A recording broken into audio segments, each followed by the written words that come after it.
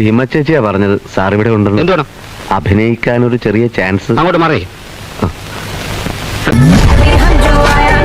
ഞങ്ങൾ ഒരേ കമ്പനിയിലെ സ്റ്റാഫാ.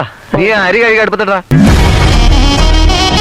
ആന കൊടുത്താലും ആശ കൊടുക്കരുതെന്നൊരു പഴഞ്ചൊല്ലുണ്ട് സാർ. തോളിലിരുന്ന് ചെവി തിന്നരുതെന്ന് മറ്റൊരു ചൊല്ലുമുണ്ട്. എന്റെ ചെവി തിന്നെ ഞാൻ ആരെയും സമ്മതിക്കില്ല. അയ്യോ സാർ, ഞങ്ങൾ ചെവി തീറ്റക്കാരല്ല. നിന്റെ സ്വഭാവം എനിക്ക് തീരെ പിടിക്കുന്നില്ല കേട്ടോ. എന്നാ പിന്നെ നീ എന്നെ ഡൈവേഴ്സ് ചെയ്തേക്ക്. இந்த மூட்டையெல்லாம் தூக்கி லாரில ஏத்திருப்பா. മൂട്ടേ? ஆமா மூட்டை. ഇതെന്തോന്ന് മൂട്ട ഫാക്ടറി?